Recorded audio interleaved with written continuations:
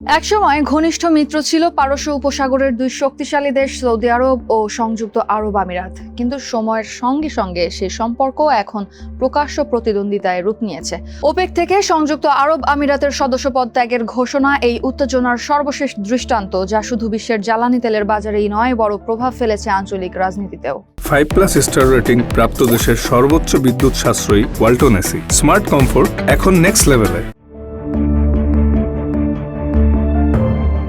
Opaque জোটে দীর্ঘদিন ধরে সৌদি আরব ছিল প্রধান প্রভাবশালী শক্তি। দেশটি তার বিশাল তেল উৎপাদন ক্ষমতা ব্যবহার করে বিশ্ববাজারে দাম নিয়ন্ত্রণ করে আসছে, কিন্তু সংযুক্ত আরব আমিরাত মনে করছে এই ব্যবস্থার কারণে তারা তাদের পূর্ণ উৎপাদন সক্ষমতা কাজে লাগিয়ে লাভ করতে পারছে না। ফলে তারা কড়াভাবে সৌদি নেতৃত্বাধীন দীর্ঘদিনের কাঠামোকে প্রত্যাখ্যান করেছে। এই বিভাজন হঠাৎ তৈরি হয়নি। প্রায় এক দশক আগে সৌদি যুবরাজ মোহাম্মদ বিন সালমান এবং সংযুক্ত আরব আমিরাতের নেতা শেখ মোহাম্মদ বিন জায়েদকে একই মতাদর্শের ঘনিষ্ঠ মিত্র হিসেবে দেখা হতো। আরব বসন্তের গণজোয়ারকে তারা দুজনেই নিজেদের শাসন ব্যবস্থার জন্য হুমকি মনে করতেন। ওই ঘটনার পর এই অঞ্চলকে নতুন করে সাজানোর প্রচেষ্টায় দুজনই ছিলেন উচ্চাভিলাষী এবং একই মতের। কিন্তু বর্তমানে সেই সম্পর্ক সম্পূর্ণ বদলে গেছে। এখন দুই দেশই একে অপরকে দেখছে প্রতিদ্বন্দ্বী হিসেবে। আঞ্চলিক যুদ্ধগুলোতে ভিন্ন ভিন্ন পক্ষকে সমর্থন দিচ্ছে তারা, জ্বালানি খাতে আলাদা কৌশল নিচ্ছে এবং বৈশ্বিক বিনিয়োগ আকর্ষণে একে অপরের সঙ্গে প্রতিযোগিতায় নেমেছে দুই দেশ। অর্থনীতির ক্ষেত্রেও প্রতিযোগিতা বাড়ছে। দীর্ঘদিন ধরে দুবাই ছিল মধ্যপ্রাচ্যের ব্যবসা, অর্থায়ন ও লজিস্টিক্সের প্রধান কেন্দ্র, কিন্তু গত এক দশকে সৌদি আরবকে ব্যবসা ও পর্যটনের নতুন কেন্দ্র হিসেবে গড়ে তুলতে বড় পরিকল্পনা নিয়েছেন সৌদি যুবরাজ মোহাম্মদ বিন সালমান। ফলে দুবাইয়ের সঙ্গে রিয়াদের সরাসরি প্রতিযোগিতা শুরু হয়েছে। সৌদি সরকার একটি গুরুত্বপূর্ণ সিদ্ধান্ত নেয়, যেখানে বলা হয় আন্তর্জাতিক কোম্পানিগুলোকে সৌদি আরবের সঙ্গে বড় চুক্তি করতে হলে তাদের আঞ্চলিক সদর দপ্তর রিয়াদে স্থাপন করতে হবে। ফলে গত বছরের মার্চ পর্যন্ত 6 শতাধিক আন্তর্জাতিক কোম্পানি ইতোমধ্যে রিয়াদে অফিস খুলেছে। এতে সংযুক্ত আরব আমিরাতের কাছে এই বার্তা স্পষ্ট যে সৌদি আরব এখন আর শুধু তেল নয়, অর্থনৈতিক কেন্দ্র হিসেবেও তাদের প্রতিদ্বন্দ্বী হতে চাইছে। এছাড়া দুই দেশই এখন বিপুল বিনিয়োগ করছে কৃত্রিম বুদ্ধিমত্তা, নবায়নযোগ্য জ্বালানি এবং বৈশ্বিক অবকাঠামোর মতো খাতে। প্রায়ই একই বিনিয়োগকারী ও বাজারকে লক্ষ্য করছে তারা। পারস্য উপসাগরের দক্ষিণ প্রান্তে যুদ্ধবিধ্বস্ত দেশ ইয়েমেন, যেখানে দুই দেশের দ্বন্দ্ব সবচেয়ে স্পষ্ট। 2015 সালে ইয়েমেনে অপারেশন ডিসিসিভ স্টর্ম একসাথে পরিচালনা করে সৌদি আরব এবং সংযুক্ত আরব আমিরাত। তাদের এই অভিযানে নিশানা ছিল ইরান সমর্থিত হুতিরা এবং তাদের লক্ষ্য ছিল ইয়েমেনের আগের আন্তর্জাতিকভাবে স্বীকৃত সরকারকে আবার ক্ষমতায় ফিরিয়ে আনা। সময়ের সাথে সাথে ইয়েমেন নিয়ে সৌদি আরব এবং সংযুক্ত আরব আমিরাতের অবস্থান পাল্টাতে থাকে। ইয়েমেনের সঙ্গে দীর্ঘ সীমান্ত রয়েছে সৌদি আরবের। রিয়াদ মনে করে তাদের দেশের দক্ষিণের নিরাপত্তা নিশ্চিত করতে একটি ঐক্যবদ্ধ ইয়েমেন অপরিহার্য।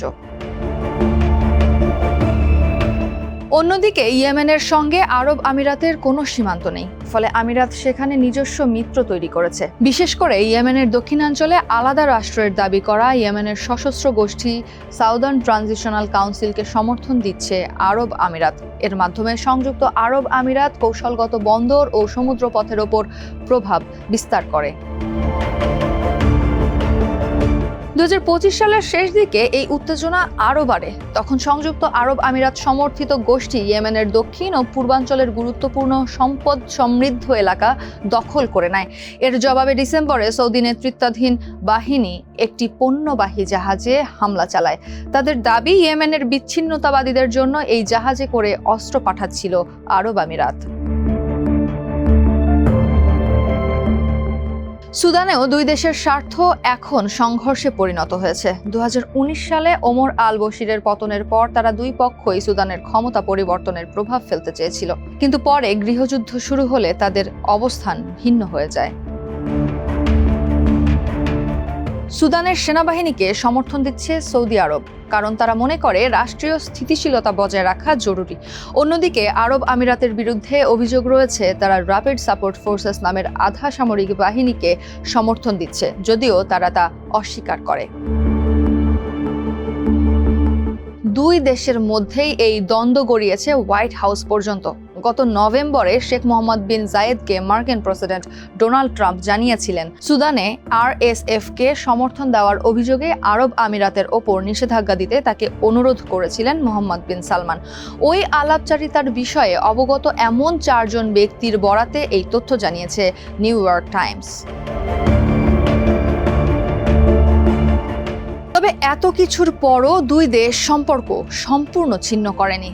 তারা এখনো একে অপরকে কৌশলগতভাবে গুরুত্বপূর্ণ অংশীদার হিসেবে বিবেচনা করে। সাম্প্রতিক সময়েও আঞ্চলিক নিরাপত্তা ইস্যুতে সৌদি আরব সংযুক্ত আরব আমিরাতের প্রতি সমর্থন জানিয়েছে। এছাড়া সৌদি রাষ্ট্রীয় সংবাদ সংস্থা জানিয়েছে, গত 4 মে আরব আমিরাতে ইরানের হামলার পর শেখ মোহাম্মদ বিন জায়েদকে ফোন করে ওই হামলার নিন্দা জানান মোহাম্মদ বিন সালমান। আরব আমিরাতের নিরাপত্তার সমর্থনে সংহতিও প্রকাশ করেন তিনি। বিশেষজ্ঞদের মতে ওপেক থেকে আরব আমিরাতের দূরত্ব নেওয়া এবং আঞ্চলিক সংঘাতে ভিন্ন অবস্থান নেওয়ার মধ্য দিয়ে স্পষ্ট হচ্ছে যে দুই দেশের সম্পর্ক এখন আর আগের মতো নেই। এই টানাপোড়েন ভবিষ্যতেও মধ্যপ্রাচ্যের রাজনীতি ও অর্থনীতিকে গভীরভাবে প্রভাবিত করবে।